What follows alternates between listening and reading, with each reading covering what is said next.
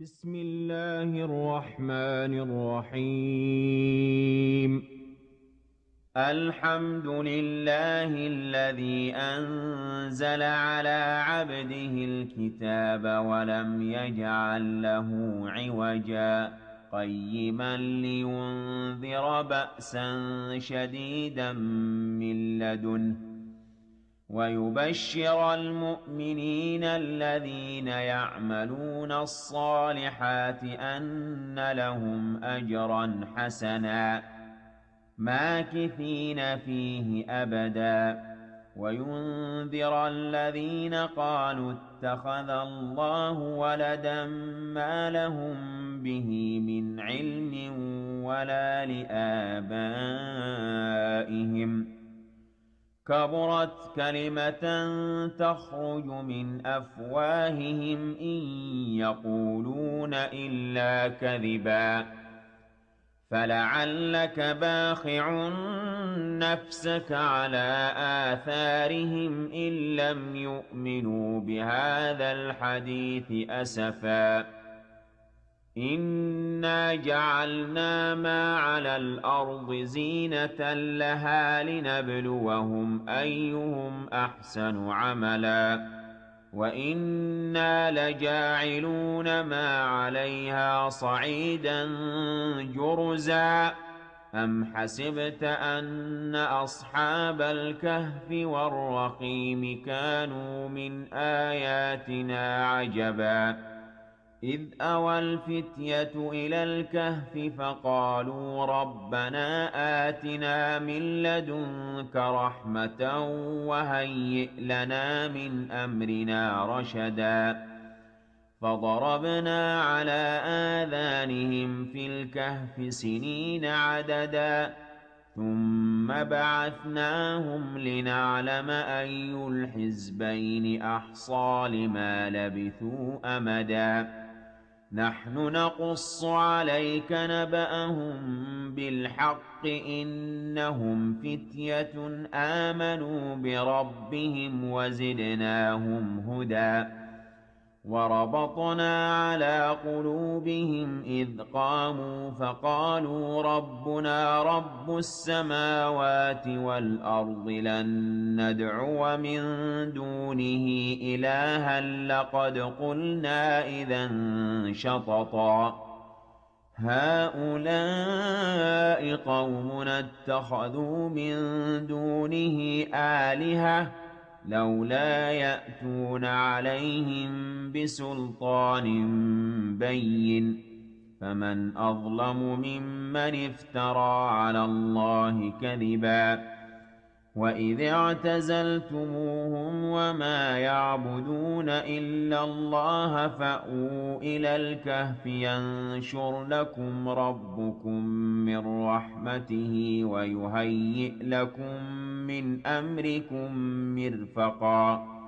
وترى الشمس إذا طلعت تزاور عن كهفهم ذات اليمين وإذا غربت تقرضهم ذات الشمال وهم في فجوة منه ذلك من آيات الله من يهد الله فهو المهتد ومن يضلل فلن تجد له وليا مرشدا وتحسبهم أيقاظا وهم رقود ونقلبهم ذات اليمين وذات الشمال وكلبهم باسط ذراعيه بالوصيد لو اطلعت عليهم لوليت منهم فرارا ولملئت منهم رعبا وكذلك بعثناهم ليتساءلوا بينهم قال قائل منهم كم لبثتم قالوا لبثنا يوما أو بعض يوم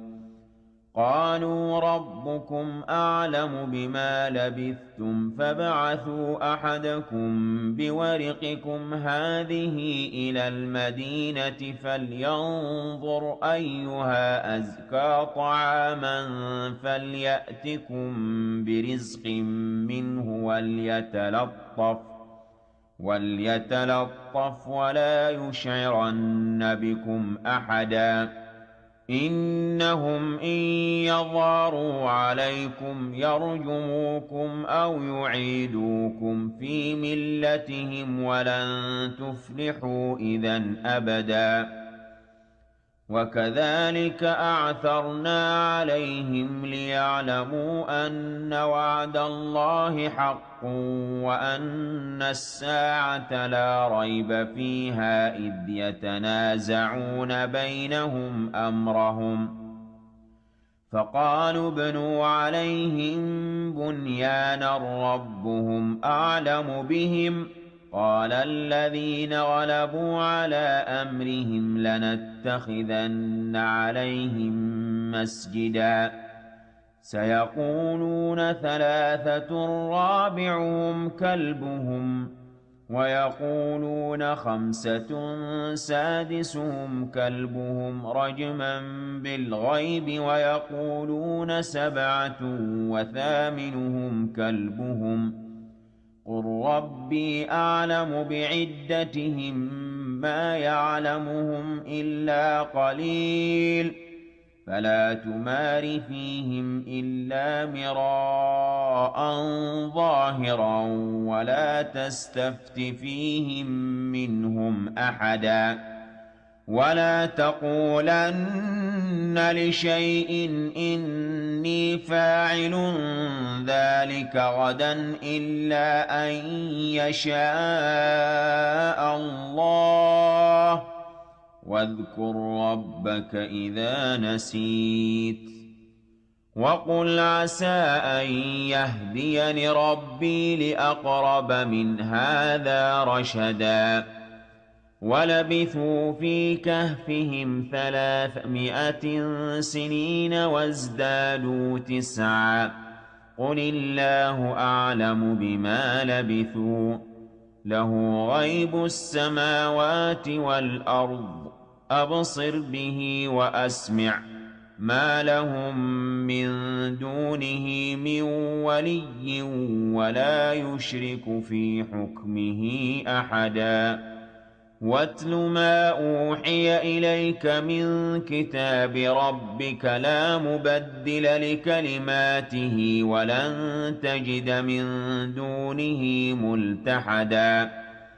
واصبر نفسك مع الذين يدعون ربهم بالغداة والعشي يريدون وجهه ولا تعد عيناك عنهم تريد زينة الحياة الدنيا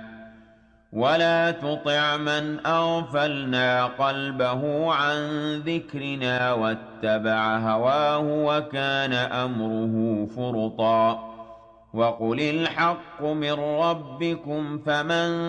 شاء فليؤمن ومن شاء فليكفر إنا أعتدنا للظالمين نارا أحاط بهم سرادقها وإن يستغيثوا يغاثوا بماء كالمهل يشوي الوجوه بئس الشراب وساءت مرتفقا إن الذين آمنوا وعملوا الصالحات إنا لا نضيع أجر من أحسن عملا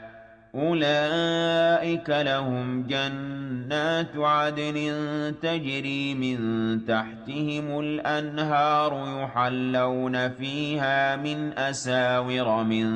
ذهب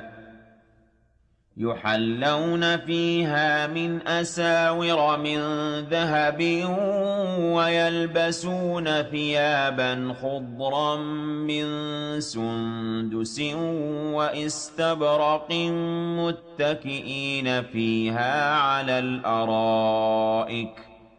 نعم الثواب وحسنت مرتفقا واضرب لهم مثل الرجلين جعلنا لأحدهما جنتين من أعناب وحففناهما بنخل وجعلنا بينهما زرعا كلتا الجنتين آتت أكلها ولم تظلم منه شيئا وفجرنا خلالهما نهرا وكان له ثمر فقال لصاحبه وهو يحاوره أنا أكثر منك مالا وأعز نفرا ودخل جنته وهو ظالم لنفسه قال ما أظن أن تبيد هذه أبدا وما أظن الساعة قائمة ولئن رددت إلى ربي لأجدن خيرا منها منقلبا قال له صاحبه وهو يحاوره أكفرت بالذي خلقك من تراب ثم من نطفة ثم سواك رجلا لكن هو الله ربي ولا أشرك بربي أحدا ولولا إذ دخلت جنتك قلت ما شاء الله لا قوة إلا بالله إن ترني أنا أقل منك مالا وولدا فعسى ربي أن يؤتيني خيرا من جنتك ويرسل عليها حسبانا من السماء فتصبح صعيدا زلقا أو يصبح ماؤها غورا فلن تستطيع له طلبا وأحيط بثمره فأصبح يقلب كفيه على ما أنفق فيها وهي خاوية على عروشها ويقول يا ليتني لم أشرك بربي أحدا ولم تكن له فئة ينصرونه من دون الله وما كان منتصرا هنالك الولاية لله الحق هو خير ثوابا وخير عقبا واضرب لهم مثل الحياة الدنيا كماء إن أنزلناه من السماء فاختلط به نبات الأرض فأصبح هشيما تذروه الرياح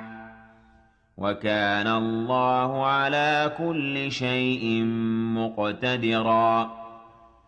المال والبنون زينة الحياة الدنيا والباقيات الصالحات خير عند ربك ثوابا وخير أملا ويوم نسير الجبال وترى الأرض بارزة وحشرناهم فلم نغادر منهم أحدا وعرضوا على ربك صفا لقد جئتمونا كما خلقناكم أول مرة بل زعمتم أن لن نجعل لكم موعدا ووضع الكتاب فترى المجرمين مشفقين مما فيه ويقولون يا ويلتنا ما لهذا الكتاب لا يغادر صغيرة ولا كبيرة إلا أحصاها ووجدوا ما عملوا حاضرا ولا يظلم ربك أحدا وَإِذْ قُلْنَا لِلْمَلَائِكَةِ اسْجُدُوا لِآدَمَ فَسَجَدُوا إِلَّا إِبْلِيسَ كَانَ مِنَ الْجِنِّ فَفَسَقَ عَنْ أَمْرِ رَبِّهِ ۗ أَفَتَتَّخِذُونَهُ وَذُرِّيَّتَهُ أَوْلِيَاءَ مِن دُونِي وَهُمْ لَكُمْ عَدُوٌّ ۚ بِئْسَ لِلظَّالِمِينَ بَدَلًا. مَا أَشْهَدتُّهُمْ خَلْقَ السَّمَاوَاتِ وَالْأَرْضِ وَلَا خَلْقَ أَنفُسِهِمْ وَمَا كُنتُ مُتَّخِذَ الْمُضِلِّينَ عَضُدًا. وَيَوْمَ يَقُولُ نَادُوا شُرَكَائِيَ الَّذِينَ زَعَمْتُمْ فَدَعَوْهُمْ فَلَمْ يَسْتَجِيبُوا لَهُمْ وَجَعَلْنَا بَيْنَهُم مَّوْبِقًا. وَرَأَى الْمُجْرِمُونَ النَّارَ فَظَنُّوا أَنَّهُم مُّوَاقِعُوهَا وَلَمْ يَجِدُوا عَنْهَا مَصْرِفًا. وَلَقَدْ صَرَّفْنَا فِي هَٰذَا الْقُرْآنِ لِلنَّاسِ مِن كُلِّ مَثَلٍ ۚ وَكَانَ الْإِنسَانُ أَكْثَرَ شَيْءٍ جَدَلًا. وَمَا مَنَعَ النَّاسَ أَن يُؤْمِنُوا إِذْ جَاءَهُمُ الْهُدَىٰ وَيَسْتَغْفِرُوا رَبَّهُمْ إِلَّا أَن تَأْتِيَهُمْ سُنَّةُ الْأَوَّلِينَ أَوْ يَأْتِيَهُمُ الْعَذَابُ قُبُلًا. وَمَا نُرْسِلُ الْمُرْسَلِينَ إِلَّا مُبَشِّرِينَ وَمُنذِرِينَ ۖ وَيُجَادِلُ الَّذِينَ كَفَرُوا بِالْبَاطِلِ لِيُدْحِضُوا بِهِ الْحَقَّ ۖ وَاتَّخَذُوا آيَاتِي وَمَا أُنذِرُوا هُزُوًا. وَمَنْ أَظْلَمُ مِمَّن ذُكِّرَ بِآيَاتِ رَبِّهِ فَأَعْرَضَ عَنْهَا وَنَسِيَ مَا قَدَّمَتْ يَدَاهُ ۚ إِنَّا جَعَلْنَا عَلَىٰ قُلُوبِهِمْ أَكِنَّةً أَن يَفْقَهُوهُ وَفِي آذَانِهِمْ وَقْرًا ۚ وَإِن تَدْعُهُمْ إِلَى الْهُدَىٰ فَلَن يَهْتَدُوا إِذًا أَبَدًا. وَرَبُّكَ الْغَفُورُ ذُو الرَّحْمَةِ ۖ لَوْ يُؤَاخِذُهُم بِمَا كَسَبُوا لَعَجَّلَ لَهُمُ الْعَذَابَ ۚ بَل لَّهُم مَّوْعِدٌ لَّن يَجِدُوا مِن دُونِهِ مَوْئِلًا. وَتِلْكَ الْقُرَىٰ أَهْلَكْنَاهُمْ لَمَّا ظَلَمُوا وَجَعَلْنَا لِمَهْلِكِهِم مَّوْعِدًا. وَإِذْ قَالَ مُوسَىٰ لِفَتَاهُ لَا أَبْرَحُ حَتَّىٰ أَبْلُغَ مَجْمَعَ الْبَحْرَيْنِ أَوْ أَمْضِيَ حُقُبًا. فَلَمَّا بَلَغَا مَجْمَعَ بَيْنِهِمَا نَسِيَا حُوتَهُمَا فَاتَّخَذَ سَبِيلَهُ فِي الْبَحْرِ سَرَبًا. فَلَمَّا جَاوَزَا قَالَ لِفَتَاهُ آتِنَا غَدَاءَنَا لَقَدْ لَقِينَا مِن سَفَرِنَا هَٰذَا نَصَبًا. قَالَ أَرَأَيْتَ إِذْ أَوَيْنَا إِلَى الصَّخْرَةِ فَإِنِّي نَسِيتُ الْحُوتَ وَمَا أَنسَانِيهُ إِلَّا الشَّيْطَانُ أَنْ أَذْكُرَهُ ۚ وَاتَّخَذَ سَبِيلَهُ فِي الْبَحْرِ عَجَبًا. قَالَ ذَٰلِكَ مَا كُنَّا نَبْغِ فَارْتَدَّا عَلَىٰ آثَارِهِمَا قَصَصًا. فَوَجَدَا عَبْدًا مِّنْ عِبَادِنَا آتَيْنَاهُ رَحْمَةً مِّنْ عِندِنَا وَعَلَّمْنَاهُ مِن لَّدُنَّا عِلْمًا. قَالَ لَهُ مُوسَىٰ هَلْ أَتَّبِعُكَ عَلَىٰ أَن تُعَلِّمَنِ مِمَّا عُلِّمْتَ رُشْدًا؟ قَالَ إِنَّكَ لَن تَسْتَطِيعَ مَعِيَ صَبْرًا. وَكَيْفَ تَصْبِرُ عَلَىٰ مَا لَمْ تُحِطْ بِهِ خُبْرًا؟ قال ستجدني إن شاء الله صابرا ولا أعصي لك أمرا قال فإن اتبعتني فلا تسألني عن شيء حتى أحدث لك منه ذكرا فانطلقا حتى إذا ركبا في السفينة خرقها قال أخرقتها لتغرق أهلها لقد جئت شيئا إمرا قال ألم أقل إنك لن تستطيع معي صبرا قال لا تؤاخذني بما نسيت ولا ترهقني من أمري عسرا فانطلقا حتى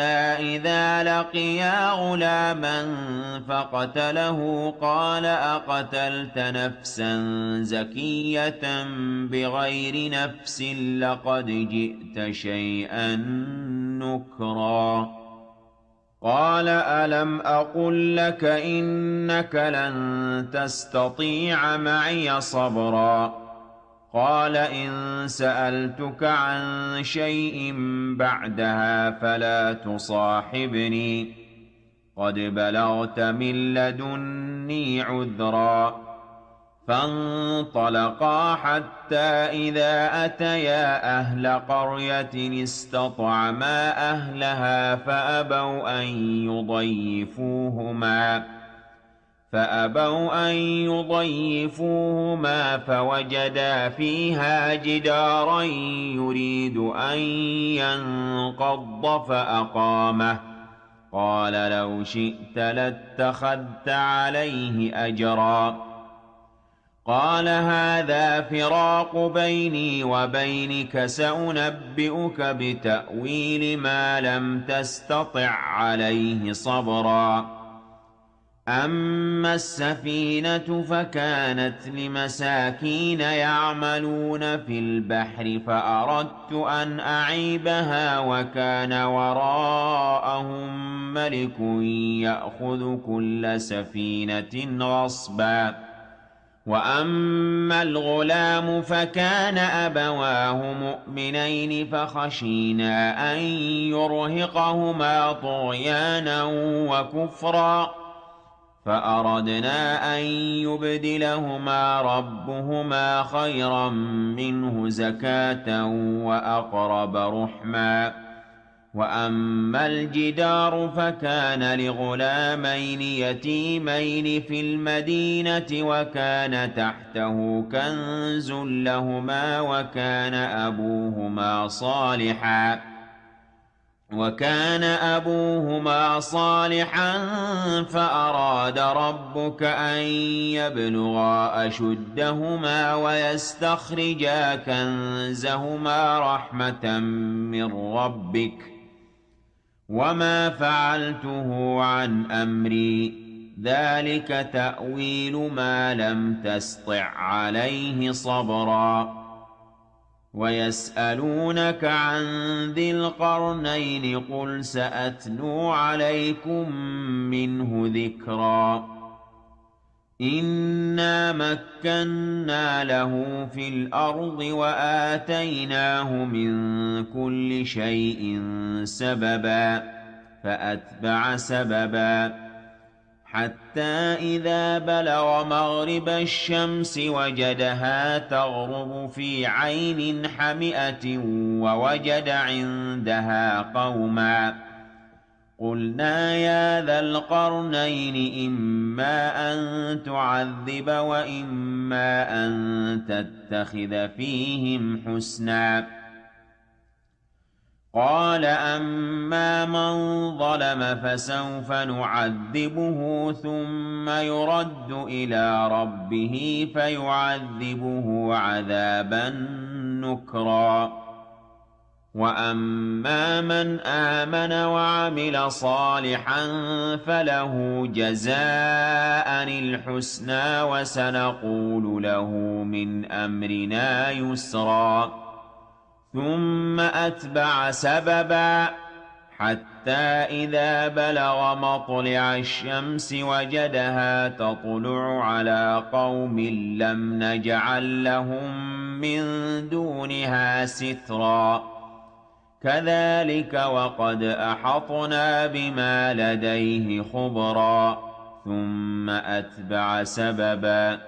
حتى إذا بلغ بين السدين وجد من دونهما قوما لا يكادون يفقهون قولا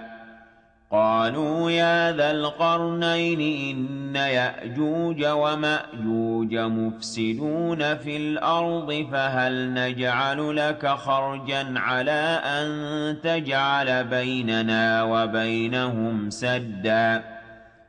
قال ما مكني فيه ربي خير فأعينوني بقوة أجعل بينكم وبينهم ردما آتوني زبر الحديد حتى إذا ساوى بين الصدفين قال انفخوا حتى إذا جعله نارا قال آتوني أفرغ عليه قطرا فما استطاعوا أن يظهروه وما استطاعوا له نقبا قال هذا رحمة من ربي فإذا جاء وعد ربي جعله دكاء وكان وعد ربي حقا وتركنا بعضهم يومئذ يموج في بعض ونفخ في الصور فجمعناهم جمعا وعرضنا جهنم يومئذ للكافرين عرضا الذين كانت أعينهم في غطاء عن ذكري وكانوا لا يستطيعون سمعا أفحسب الذين كفروا أن يتخذوا عبادي من دوني أولياء إنا أعتدنا جهنم للكافرين نزلا قل هل ننبئكم بالأخسرين أعمالا الذين ضل سعيهم في الحياة الدنيا وهم يحسبون أنهم يحسنون صنعا أولئك الذين كفروا بآيات ربهم ولقائه فحبطت أعمالهم فلا نقيم لهم يوم القيامة وزنا ذلك جزاؤهم جهنم بما كفروا واتخذوا آياتي ورسلي هزوا إن الذين آمنوا وعملوا الصالحات كانت لهم جنات الفردوس نزلا خالدين فيها لا يبغون عنها حولا قل لو كان البحر مدادا لكلمات ربي لنفد البحر قبل أن تنفد كلمات ربي ولو جئنا بمثله مددا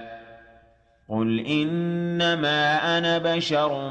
مثلكم يوحى إلي أنما إلهكم إله واحد فمن كان يرجو لقاء ربه فليعمل عملا صالحا ولا يشرك بعبادة ربه أحدا صدق الله العظيم.